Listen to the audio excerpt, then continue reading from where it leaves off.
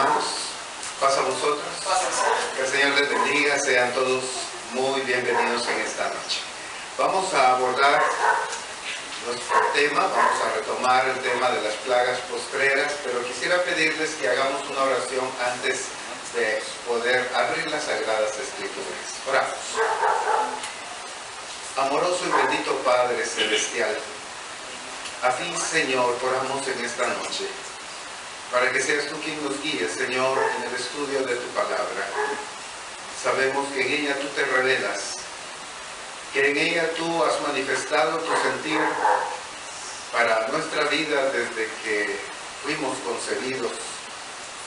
Ahora que ya han pasado los años, y para el futuro, Señor, que aunque nosotros no lo conocemos, tú sí lo conoces. Por eso te damos las infinitas gracias, porque en tu amor lo que sí sabemos es que tú, Señor, reinas en nuestra vida y tienes grandes promesas para nosotros, así como lo fue para aquellos que vivieron en la época de Juan, en la época difícil, en la época complicada para la iglesia, como también lo es, Señor, estos últimos tiempos. Que sea de bendición nuestro estudio, que nuestra copa salga rebosante de este lugar, que salgamos llenos, henchidos, felices, una vez más comprometidos contigo. Es lo que te rogamos en el nombre de Cristo Jesús. Amén. Por favor, hermanos, pueden sentarse. Como usted bien sabe, en estos miércoles de doctrina, nuevamente nuestro hermano copastor está trasladando ahí unos papelitos con los cuales usted puede escribir las preguntas que le surjan en relación al tema. Quiero iniciar donde dejamos nuestro estudio hace 8 días, y es unas sencillas conclusiones. No digo que sean las únicas que podamos sacar de las plagas de Egipto, sino que son algunas que yo observo y que creo que nos son útiles para nuestro estudio el día de hoy. Yo les decía, hermanos, que como conclusiones personales de las plagas de Egipto, tenemos por lo menos las siguientes. Número 1, vemos la falsedad de los dioses de este mundo en relación con Dios, el cual sí inspira servicio. Dios tiene el control del universo y sus elementos. Número 2. Número 3, Dios invita a salir de Egipto y de Babilonia, o sea, de la mundanalidad. Número 4, sí hay justicia divina. Número 5, Dios protege a su pueblo, como vimos durante el desarrollo de las plagas de Egipto. Dios pelea por su pueblo, que es algo que Él manifestó en el desarrollo de las plagas de Egipto. Las plagas fueron y serán un momento de milagros, o sea, sucesos extraordinarios, puesto que así fue en Egipto y así será cuando empiecen las 7 plagas postreras. Número 8, las plagas dan paso a una nueva era que nace, y esto es especialmente así en las plagas postreras, que van a dar paso al reino de justicia del Señor. Número 9 es remembranza y advertencia contra los opositores de Dios.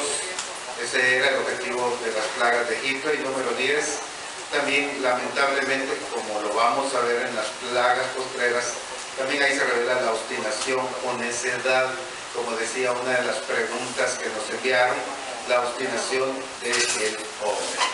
Quisiera partir a Éxodo, y con esto concluimos las plagas de Egipto. Éxodo capítulo 14.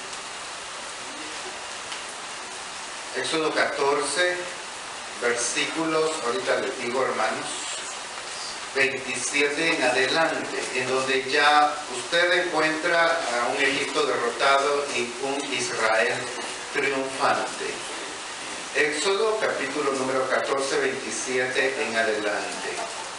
Entonces Moisés extendió su mano sobre el mar, y cuando amanecía el mar se volvió en toda su fuerza, y los egipcios al huir se encontraron con el mar. Y Jehová derribó a los egipcios en medio del mar, y volvieron las aguas y cubrieron los carros y la caballería y todo el ejército de Faraón que había entrado tras ellos en el mar. No quedó de ellos ni uno. Los hijos de Israel fueron por en medio del del mar en seco, teniendo las aguas por muro a su derecha y a su izquierda. Así salvó Jehová aquel día a Israel de mano de los egipcios, e Israel vio a los egipcios muertos a la orilla del mar. Y vio Israel aquel grande hecho que Jehová ejecutó contra los egipcios, y el pueblo temió a Jehová y creyeron a Jehová y a Moisés su siervo. Entonces cantó Moisés y los hijos de Israel este cántico a Jehová y dijeron: cantaré yo a Jehová porque se ha magnificado grandemente. Ha echado del mar al caballo y al jinete. Jehová es mi fortaleza y mi cántico, y ha sido mi salvación. Este es mi Dios y lo alabaré. Es mi Padre y lo enalteceré. Jehová es varón de guerra, Jehová es su nombre. Echó en el mar los carros de Faraón y su ejército, y sus capitanes escogidos fueron hundidos en el mar rojo. Los abismos los cubrieron, descendieron a las profundidades como piedra. Tu diestra, oh Jehová, ha sido magnificada en poder. Tu diestra, oh Jehová, ha quebrantado al enemigo, y con la grandeza de tu poder has derribado a los que se levantaron contra ti. Enviaste tu ira, los consumió como hojarasca. Al soplo de tu aliento se amontonaron las aguas, se juntaron las corrientes como en un montón. Los abismos se cuajaron en medio del mar.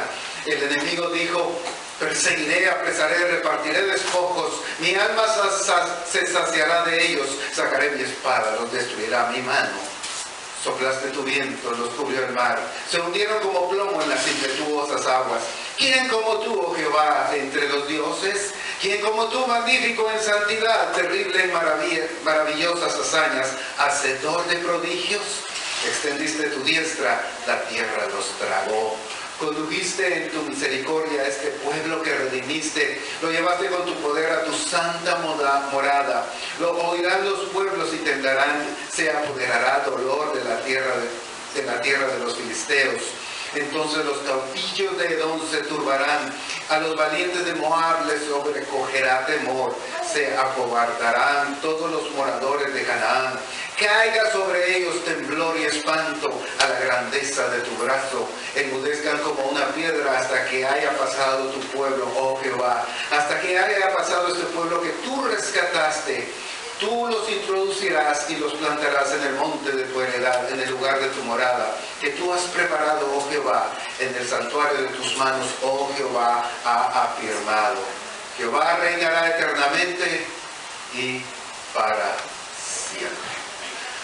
Sin duda alguna, este canto de victoria, hermanos, ha de haber sido impresionante escucharlo en labios del pueblo israelita, emocionado, un pueblo entregado, hermanos, al Señor, un pueblo que estaba en ese momento ferviente y que estaba deseoso de adorar al Señor.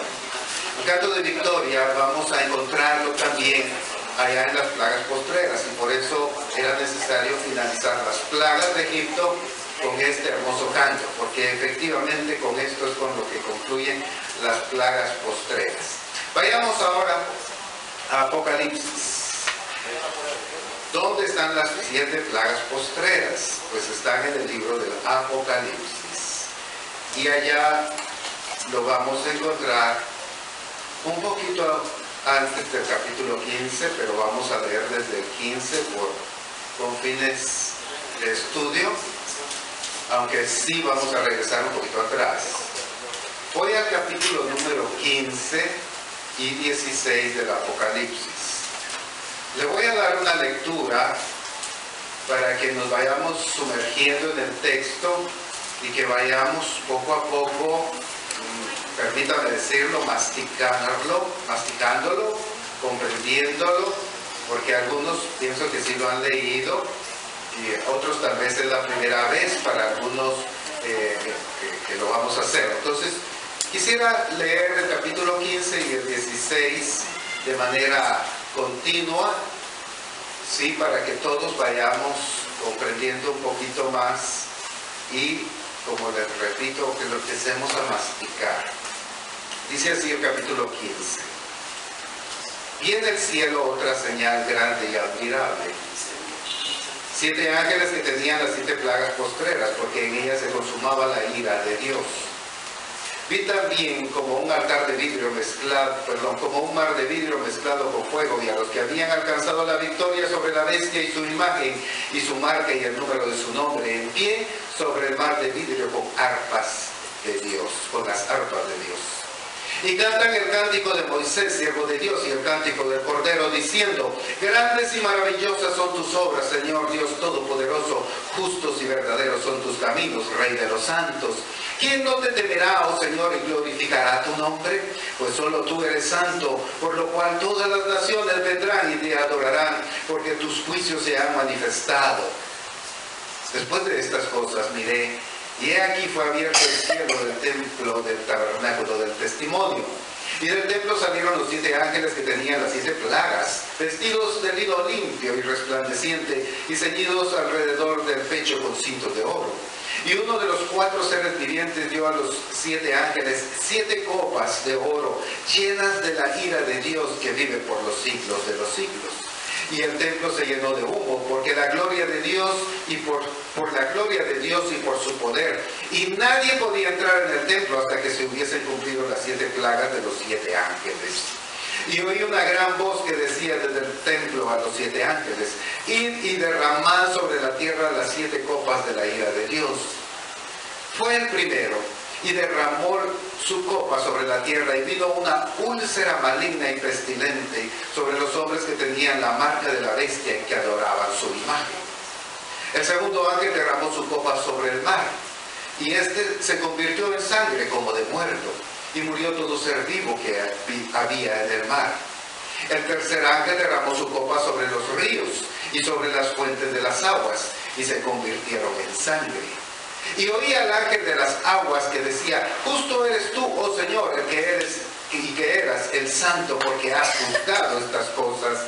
Por cuanto derramaron la sangre de los santos y de los profetas, también tú les has dado a beber sangre, pues lo merecen. También oí a otro que desde el altar decía: ciertamente, Señor Dios Todopoderoso, tus juicios son verdaderos y justos. El cuarto ángel derramó su copa sobre el sol, al cual fue dado quemar a los hombres con fuego. Y los hombres se quemaron con el gran calor y blasfemaron el nombre de Dios, que tiene poder sobre estas plagas, y no se arrepintieron para darle gloria. El quinto ángel derramó su copa sobre el trono de la bestia, y su reino se cubrió de tinieblas, y mordían de dolor sus lenguas, y blasfemaron contra el Dios del cielo por sus dolores y sus úlceras, y no se arrepintieron de sus obras. El sexto ángel derramó su copa sobre el gran río Éufrates, y el agua de este se secó para que estuviese preparado el camino a los reyes del oriente. Y vi salir de la boca del dragón y de la boca de la bestia y de la boca del falso profeta 3 espíritus inmundos a manera de ranas, pues son espíritus de demonios que hacen señales, y van a los reyes de la tierra en todo el mundo para reunirlos a la batalla de aquel gran día del Dios Todopoderoso. He aquí yo vengo como ladrón en la noche. Bienaventurado el que vela y guarda sus ropas para que no ande desnudo y vea su vergüenza. Los reunió en el lugar que en hebreo se llama Armagedón. Y el séptimo ángel derramó su copa por el aire, y salió una gran voz del templo, del cielo, del trono, diciendo: hecho está. Entonces hubo relámpagos y voces y truenos y un gran temblor de tierra, un temblor tan grande cual no hubo jamás desde que los hombres han estado sobre la tierra. Y la gran ciudad fue dividida en 3 partes, y las ciudades de las naciones cayeron, y la gran Babilonia vino en memoria delante de Dios para darle el cáliz del vino del ardor de su ira, y toda isla huyó, y los montes no fueron hallados, y cayó del cielo sobre los hombres un enorme granizo como el peso de un talento, y los hombres blasfemaron contra Dios por la plaga del granizo, porque su plaga fue sobremanera grande. Hasta ahí la narración de las 7 plagas postreras, motivo por el cual venimos estudiando desde hace algún tiempo. He querido leer toda la narración porque toda esta concentra efectivamente el punto principal, aunque repito, hay una parte del capítulo 14 que la leeré en su momento preciso. Regresando al capítulo 15, y puesto que este es un estudio, vamos a ir poco a poco, y quiero hacer una pregunta y que ustedes vayan participando y colaborando conmigo. ¿Qué elementos egipcios, por así llamarle, encontramos en el capítulo 15? Al hablar de egipcio me refiero a las plagas de Egipto. ¿Qué elementos encontramos dentro del capítulo 15, que es una introducción a las plagas, una soberbia introducción a las plagas? ¿Qué elementos de Egipto encontramos? Permítame escribir algunos. Yo voy a empezar y sin duda alguna usted me va a seguir apoyando conforme vayamos leyendo, ¿sí?, el capítulo 15, sus diferentes versos. Número 1, para empezar, dice acá: vi en el cielo otra señal grande y admirable, 7 ángeles que tenían las 7 plagas.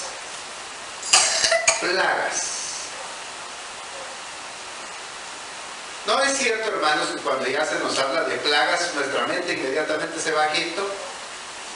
Que nos recordamos de esas 10 plagas terribles que hubieron en Egipto.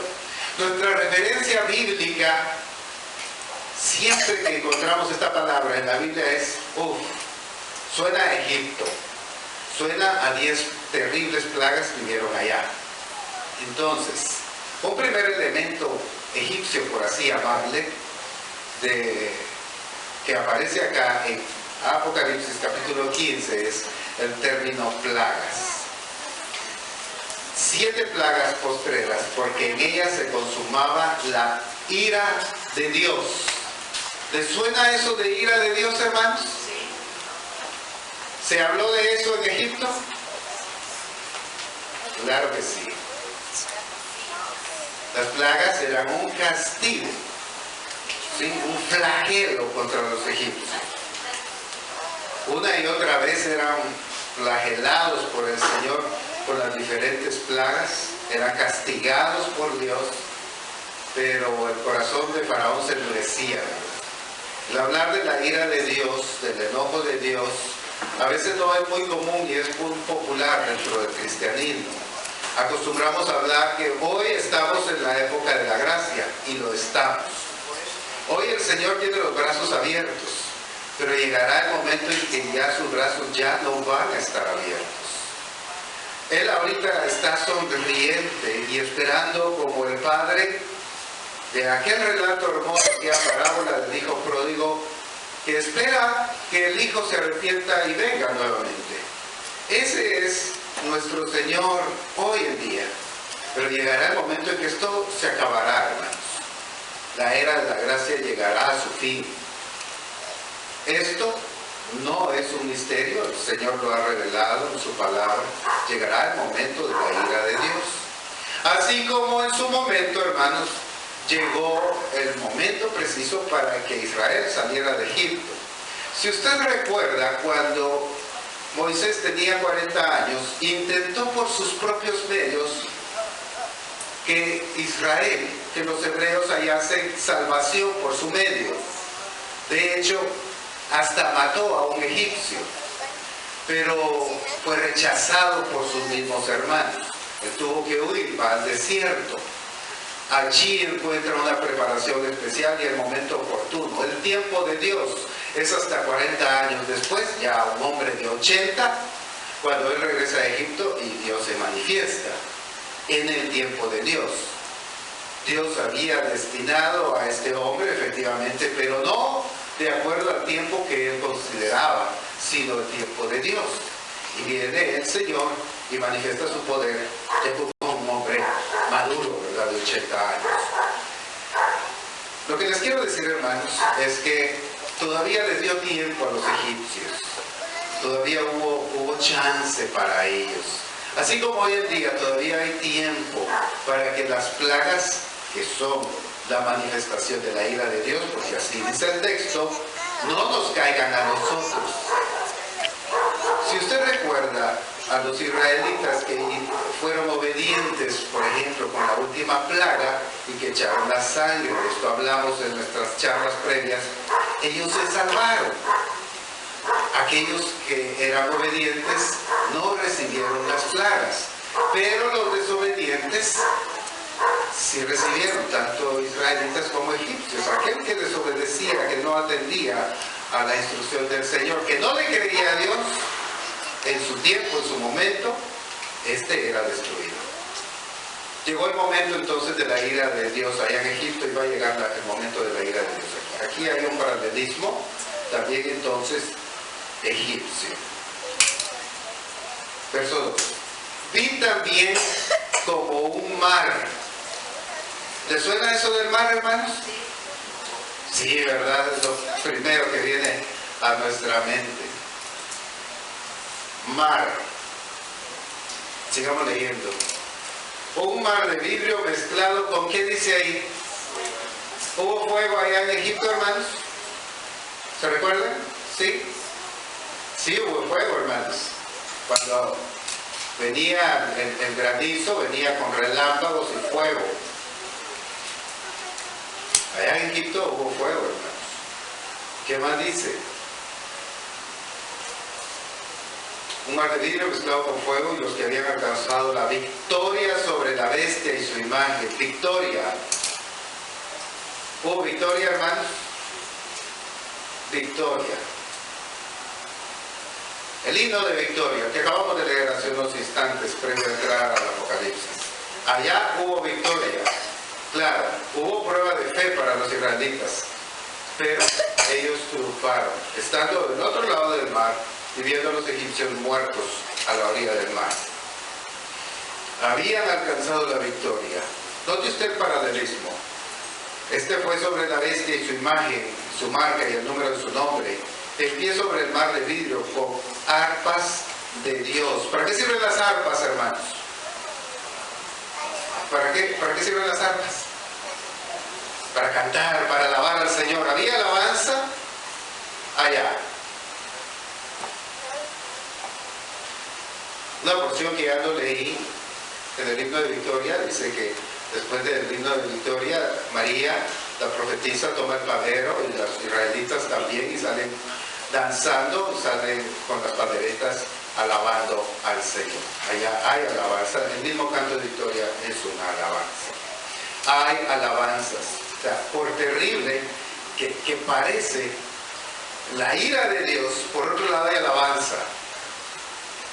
Nosotros, hermanos, en ese momento en que se derramen las plagas también, ya lo leíamos en las noches pasadas, dice el apóstol: erguíos y levantad vuestra cabeza, porque vuestra redención está cercana.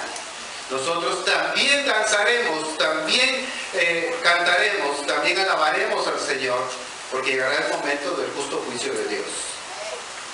Esto pues, para nosotros será de victoria de este mundo, de sus tentaciones, de las pruebas en que somos sometidos. Para nosotros será de victoria, lamentablemente para otros será un momento difícil, de crujir de dientes, decía el Señor. Versículo siguiente, dice: y cantan el cántico de Moisés. Para ser más claros, aquí el texto nos habla de Moisés. Evidentemente, el séptimo elemento, o sea, Moisés, es un elemento egipcio. Un elemento que aparece allá en Egipto y que es el libertador. Cantan el cántico de Moisés, dice el siervo de Dios, y el cántico del Cordero, diciendo: grandes y maravillosas son tus obras. Hay proclamación acá, hermanos. Número 8. Hay una proclama dividida en 3. No lo voy a anotar por cuestión de tiempo, se lo digo. Grandes y maravillosas obras de Dios, Dios Todopoderoso, ¿y quién no te temerá? Usted encuentra esos elementos acá y los encuentra en el cántico de victoria que leímos hace un instante, que se entonó a la ribera del Mar Rojo. Eso dice acá: grandes y maravillosas son tus obras, Señor Dios Todopoderoso. Justos y verdaderos son tus caminos, Rey de los santos. ¿Quién no te temerá, oh Señor, y glorificará tu nombre? Pues solo tú eres santo, por lo cual todas las naciones vendrán y te adorarán, porque tus juicios se han manifestado. Claro, hay más elementos, pero de los más impresionantes son las grandes y maravillosas obras de Dios, a afirmar que Dios es todopoderoso y que todo hombre va a temerle a Él. ¿Se recuerdan? Leímos un pasaje donde los filisteos, años después, mucho tiempo después, todavía recordaban las hazañas de Dios en Egipto y les tenían miedo. El mismo canto de victoria al final habla de las naciones que iban a temer a los portentos, a los prodigios, a las maravillas que Dios había hecho en Egipto, como Moab, por ejemplo, e iba a ser una nación que iba a temer al poder de Dios. Sigamos leyendo, hermanos, buscando otros elementos. Versículo 5. Después de estas cosas miré y he aquí fue abierto en el cielo el templo del tabernáculo del testimonio. Pasado el tiempo, momentos después, encontramos el tabernáculo en el mismo desierto, ¿sí? Allí en el desierto hay un elemento más que los israelitas viven. Ya no es propiamente de las maravillas y portentos de Egipto, pero es parte de lo vivido en el desierto. Él habla acá entonces acerca del tabernáculo. El tabernáculo existía ya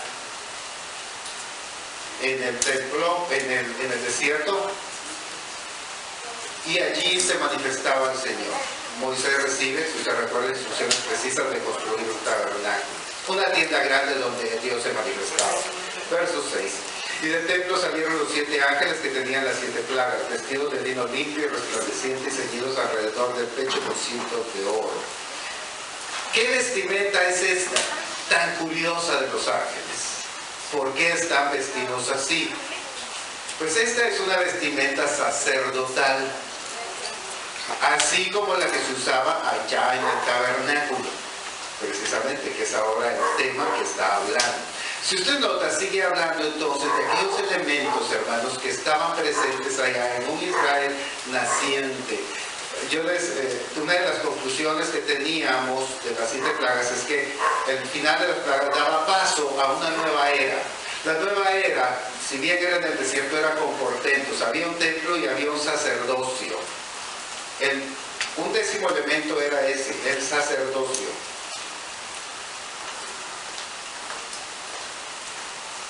Un sacerdocio aarónico que estaba ahí, de los levitas, y que inclusive, repito, aparece acá en esta hermosa y maravillosa introducción a las plagas postreras.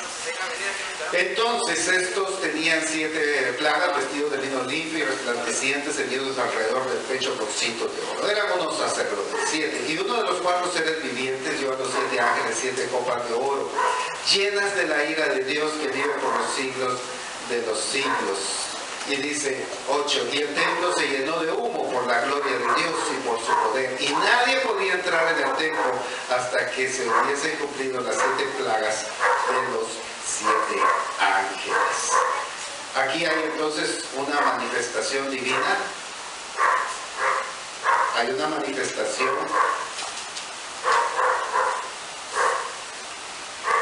divina de Dios. Y además yo podría agregar, o quiero agregar, que había un templo inaccesible, como dice al final. Un templo inaccesible. Este elemento lo podemos encontrar en Éxodo capítulo 40. Por favor, vayamos rápidamente. Siempre dentro del contexto de la liberación de Egipto. Ahora en el capítulo 40, no en los anteriores, 9, 10, 11, 12 que estuvimos estudiando, no, sino en el 40, quiero pedirle que vayamos al verso 17.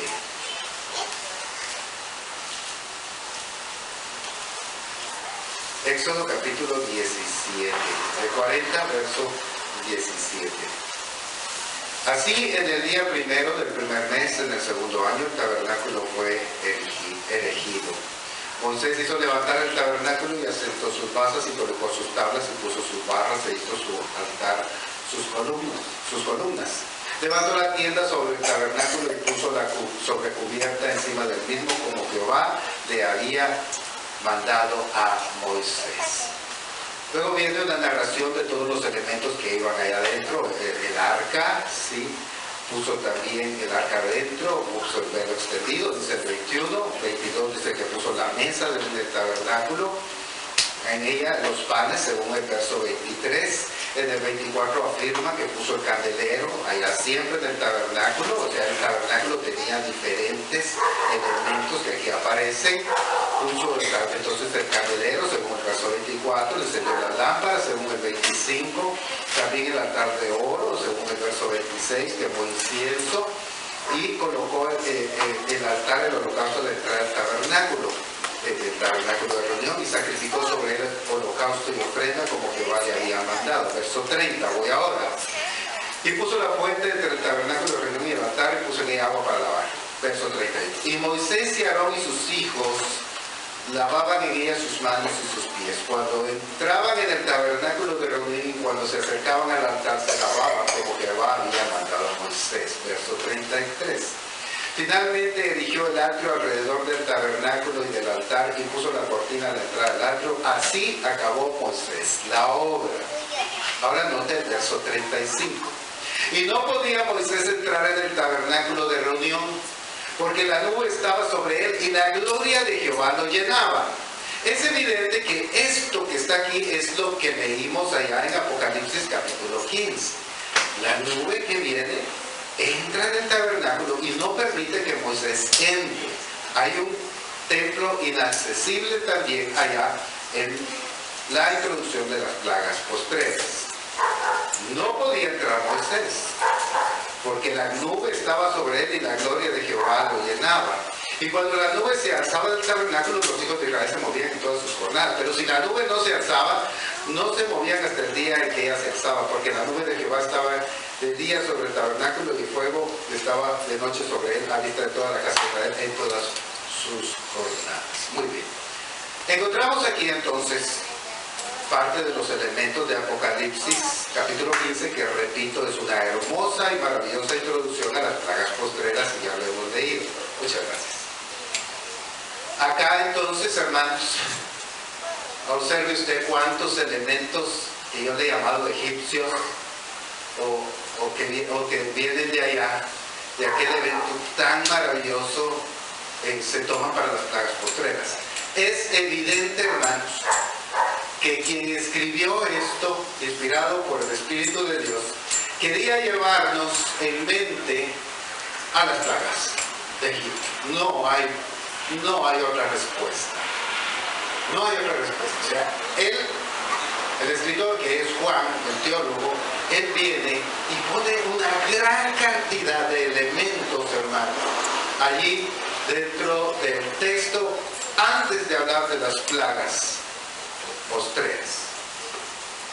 ¿Por qué? ¿Por qué lo habrá hecho? Hablemos del libro y hablemos de su escritor. Hablemos también de la época en que él escribe, aunque sea lo único que hagamos para finalizar hoy. Esto es importante, hermanos, porque debemos de comprender quién era Juan. Bueno, Juan se cree era el discípulo del maestro. Para esta época era un hombre ya avanzado en edad. Se cree que el libro se escribe entre el 95 y 96, cuando él ya era preso por el Evangelio. Estaba preso en Patmos. Él en esa localidad escribe. Es un elemento interesante el pensar en esto, porque él, siendo pastor de la iglesia, siendo también un hombre entregado, estaba sufriendo por el Evangelio. No era el único. Él y muchos cristianos más también estaban sufriendo por el Evangelio. El libro, hermanos, tiene un contexto histórico muy interesante. Roma se había apoderado del mundo conocido. Y quiero, para hablar de Roma, tomar un ejemplo de hoy. Yo no sé cuántos han leído la prensa hoy y cuántos estamos al tanto de las noticias de lo que vamos a vivir en algunos días. Afirma la prensa, y voy con elementos, repito, hoy nuestros, para que comprendamos lo que pasaba allá en Roma y en la región del Asia Menor, donde está escribiendo, y a quienes está escribiendo el apóstol, a una nación, por cierto, a un pueblo judeocristiano, pero que vivía lo mismo, hermanos, que nosotros ya vamos a vivir. Nosotros hoy en día no lo podemos ignorar, hermanos. No somos precisamente un país que dependa de sí mismo. Está a punto, hermanos, de entrar en vigencia ciertas leyes que van a hacer que Guatemala, nuestro país, hermanos, reciba migrantes. El tema de los migrantes está muy caliente y va a recibir todos los migrantes que ya no están dejando pasar entre la frontera de Estados Unidos y México. No sé si han oído que hay un fuerte contingente de soldados americanos en la frontera entre Estados Unidos y México. Y lo mismo está pasando entre México y Guatemala. Ya hay soldados. No está fácil pasar de Guatemala a México. Y se pretende que los migrantes que vengan por acá, si vienen de nuestros países hermanos de El Salvador, Honduras, o si vienen de más lejos, porque hay otros países de donde están migrando. Usted puede ver las noticias de la semana pasada, hay personas que vienen de Brasil, otras que vienen de África, no hablan español, por ahí están en la zona 5. Hay personas que vienen de Ecuador, de Perú. Ellas se van a tener que quedar aquí y Guatemala va a ser declarado un país que asila migrantes. Eso está en las noticias de hoy. ¿Quién nos está obligando a hacer eso? ¿Qué cree usted? ¿Y por qué? ¿O será que son las decisiones de nuestras autoridades civiles? No, hermanos, es evidente que no es así. De hecho, no hay ningún misterio. La prensa claramente dice que es un acuerdo entre Guatemala y Estados Unidos. Así de claro está el asunto. O sea, nosotros, nuestras autoridades, se pusieron ya de acuerdo con las autoridades de Estados Unidos para que todos los migrantes ya no se vayan para acá, sino que se queden acá. Así como lo ven. Por supuesto, ya llovieron las críticas, ¿verdad? Que si no hay trabajo aquí para los nacionales, ¿cómo hacerle para garantizarles? Porque implica garantizarles trabajo, estancia y seguridad. O sea, eso implica la declaración que Guatemala va a hacer en algunos días, según dice el ministro de Relaciones Exteriores que salió en la prensa hoy. ¿Quién nos está obligando a eso, hermanos? Así honestamente. Honestamente, hermanos, pues hay alguien que manda más arriba, ¿no? Así es, y así ha sido. Y si revisamos nuestra historia y la historia de América Latina, siempre ha sido así. Y si usted revisa la historia del África, de la India, entonces, ha sido así en relación a los países del norte. Por eso aquella canción de si el norte fuera el sur, ¿verdad? Si todo estuviera cambiado, pero no ha sido así. El norte siempre ha dominado hacia el sur. Y nosotros estamos sojuzgados. No somos un país soberano. Si no nos lo permitiéramos que los migrantes pasaran de largo, como están pasando hasta hoy en día, ¿verdad?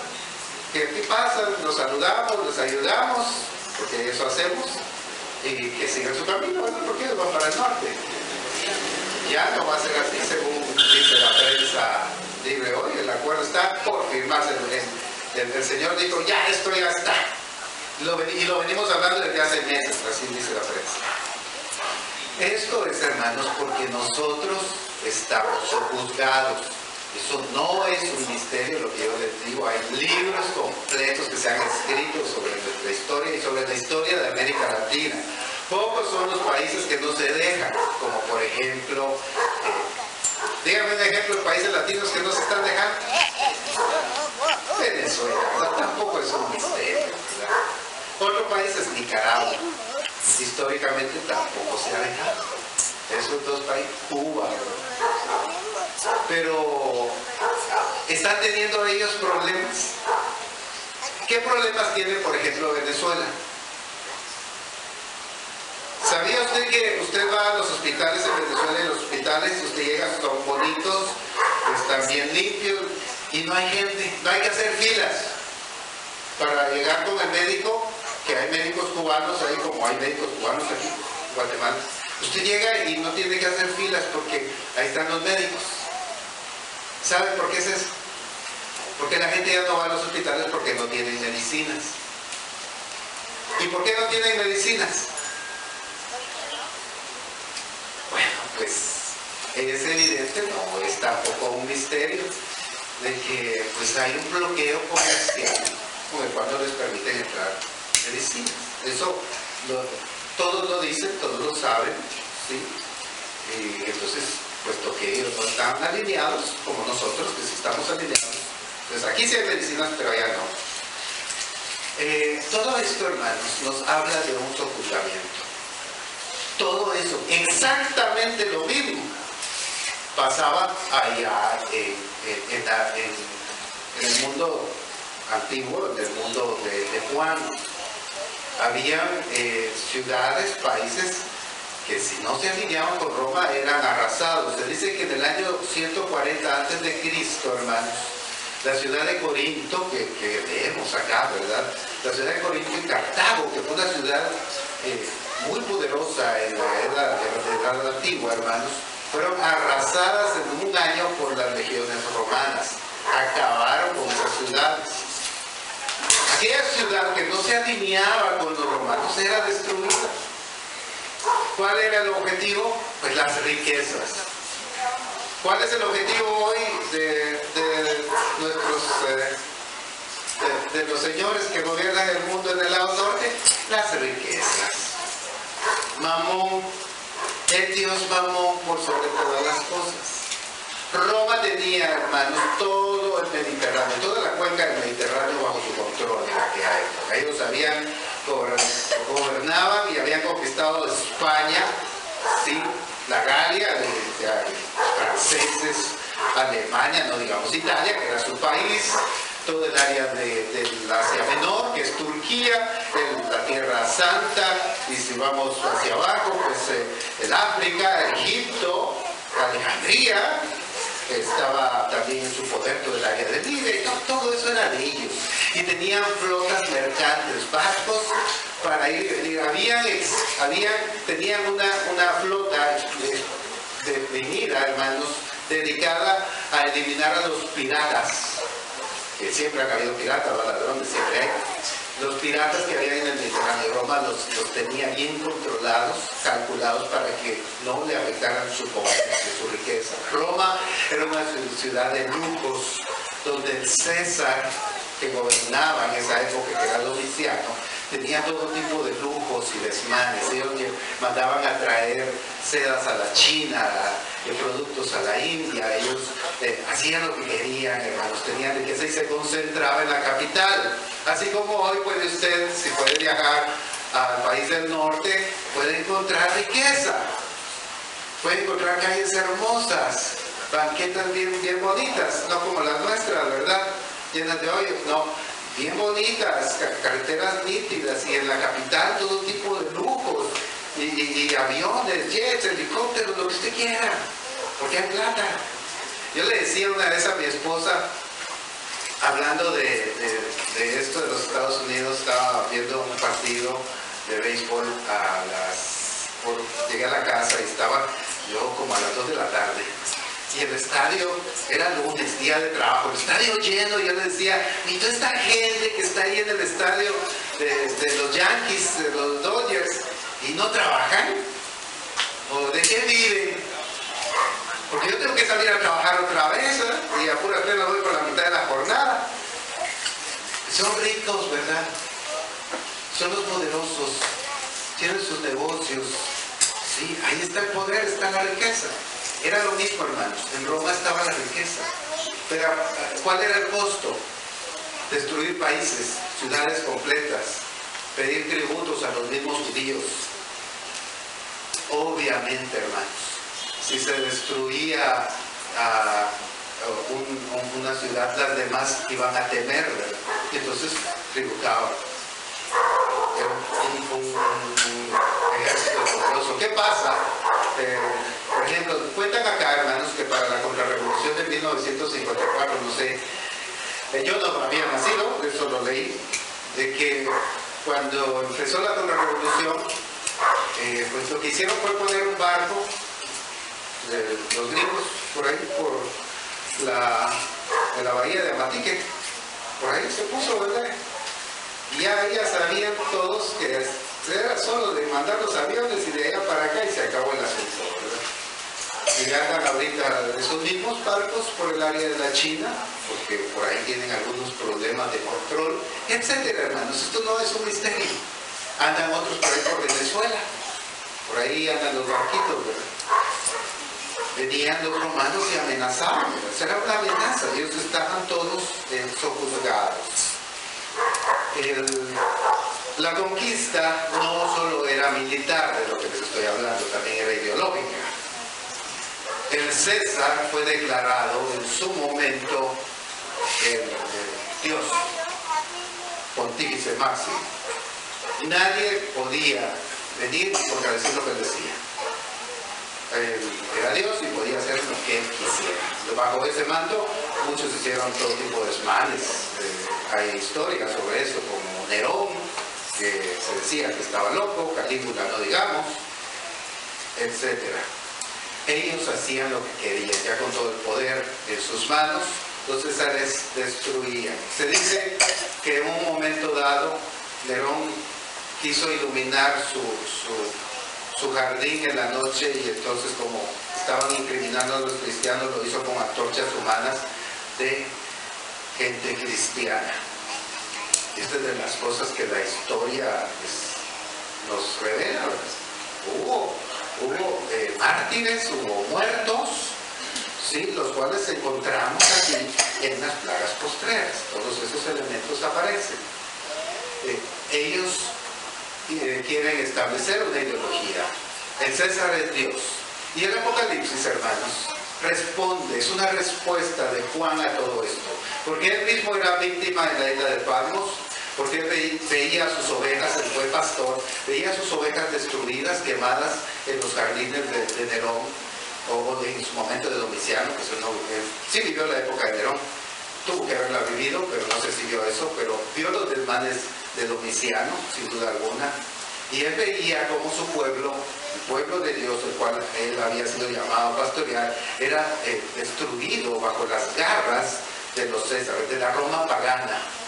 Él vive esto y el Apocalipsis es una respuesta, es una proclama en contra de ese César que no es Dios, de esa avaricia, de esa lucha por el poder político del área geográfico y económico, donde no habían límites, hermanos. No había límites. Regresando a lo que nosotros estamos viviendo hoy en día, hermanos, familias completas van a ser separadas cuando todos los migrantes se trasladen a Guatemala. No sé si han oído que el señor de Estados Unidos afirmó esta semana en su apertura de campaña que van a ser por miles los latinos que va a sacar. Eso fue lo que él dijo. No lo digo yo, lo dijo él, ¿verdad? Que va a ser por miles, y ahí obviamente va a haber separación de familias, pero eso no importa, hermanos, con tal de que sus empresas ganen, que sigan con el poder, todo eso es lo que importa, el dinero. Lo que a Roma le interesaba era el dinero, lo que le interesaba era el poder, de los lujos que ellos tenían, los desmanes que ellos tenían. Contra eso, hermanos, está la proclama de Apocalipsis. A un pueblo que está sojuzgado pero tiene victoria.